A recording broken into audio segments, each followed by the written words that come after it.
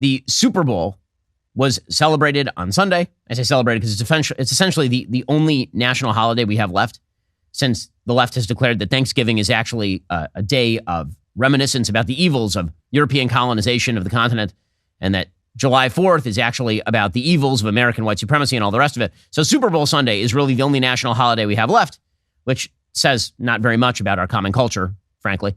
124 million people watched the Super Bowl the other day. And then there was the Super Bowl Victory Parade. So the Super Bowl Victory Parade happened in Kansas City, of course, because the Chiefs beat the 49ers. But a mass shooting broke out at the Super Bowl parade. According to The Sun, the Victory Parade for the Kansas City Chiefs' second straight Super Bowl championship has now ended in tragedy. Police reported that shots had been fired near Union Station and asked fans to leave. Here was CNN covering it yesterday. Josh, again, we're looking at live images. Earlier, it appeared that law enforcement was moving folks around in a certain area, but it's really hard to discern exactly what's happening just based on the images that we're seeing. What are you hearing from law enforcement sources about what happened there? Yeah, Boris, so there was this clearing process, obviously, that took place after these shots rang out, officers trying to get this large group of people who had been gathered for the celebration out of the area. We're just hearing from authorities coming in just now that it appears as though at least 2 people have been taken into custody. It's worth pointing out right now, though, no indication of any victims. Police said that they were working to gather information. So, again, we just want to caution it's still too early to determine whether reports of shots fired here actually were related to this celebration or whether this was just happening nearby. Okay, so police are still trying to figure out exactly what the motives are. The fact that we don't know the identity of the shooter, and the police clearly do. I mean, we have pictures floating around online of the identities of the shooter, and the police will not release that. Whenever the police are very reticent to release the identity of a person implicated in a murder, you can fairly guarantee that politics are coming into play. Have you ever heard of data brokers? Those are the middlemen collecting and selling all those digital footprints you leave online. They can stitch together detailed profiles. Those include your browsing history, online searches, and location data. Then they sell that profile to a company that delivers you a targeted ad. Well, no biggie, right? Well, you might be surprised to learn those same data brokers are also selling your info to the Department of Homeland Security and the IRS. Well, to mask my digital footprints, I protect myself with ExpressVPN. One of the easiest ways for brokers to aggregate data and tie it back to you is through your device's unique IP address that also reveals information about your location. When you're connected to ExpressVPN, your IP address is hidden. That makes it way more difficult for data brokers to identify exactly who you are. ExpressVPN also encrypts 100% of your network traffic and keeps your data safe from hackers on public Wi-Fi. That's why I have ExpressVPN downloaded on all my devices. You can use it with your phone, computer, even your home Wi-Fi router. All you do, tap one button, turn it on, you're protected. It's that simple. Make sure your online activity and data is protected with the best VPN money can buy. Visit expressvpn.com/Ben Shapiro Show right now. Get 3 months free for my special link. That's expressvpn.com/Ben Shapiro Show, expressvpn.com/Ben Shapiro Show to learn more. According to CNN, police are working to figure out who opened fire and why after 1 person was killed and 20 more wounded at the end of the Kansas City Chiefs Super Bowl victory rally.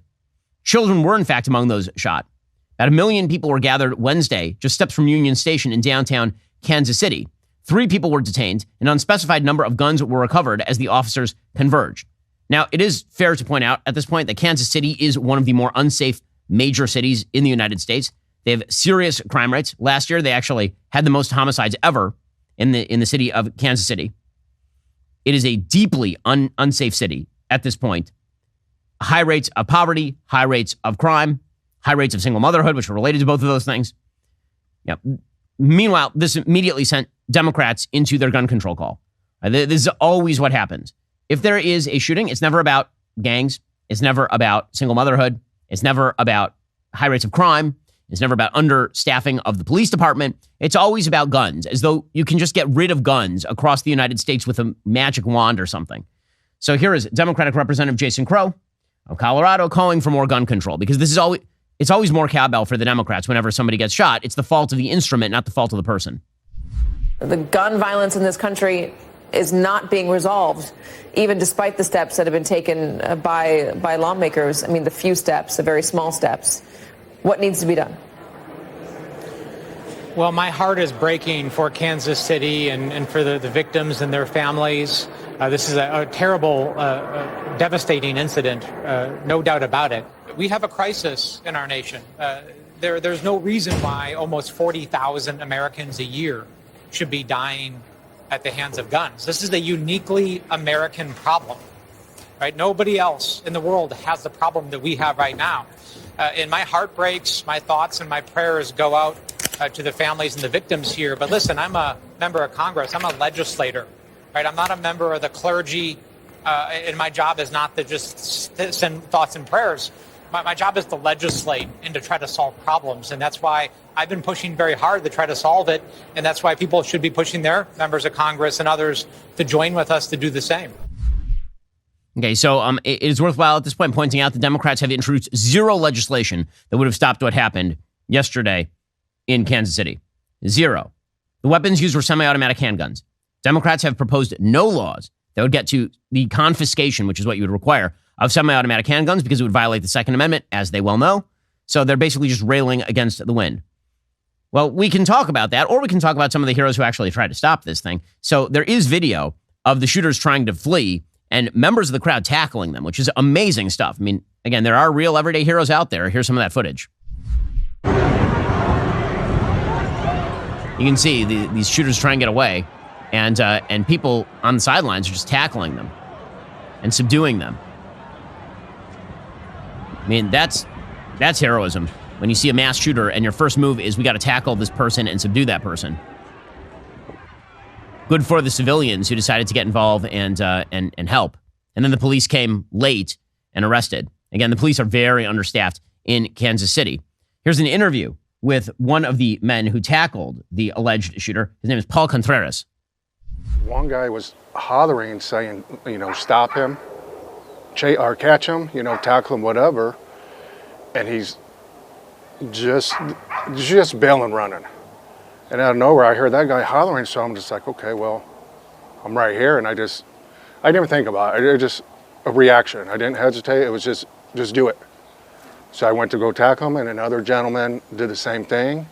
And as I'm tackling him, I see his weapon either fall out of his hand or out of his sleeve because he was wearing a long jacket or like a Carhartt.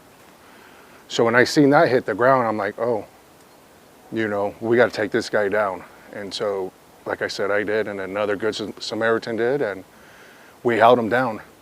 And it seemed like forever, but it probably wasn't. It was like 30 seconds holding him down, and me and the other gentleman are hollering at ongoers, where's the cops? Get the cops over here, get the cops over here, we got them.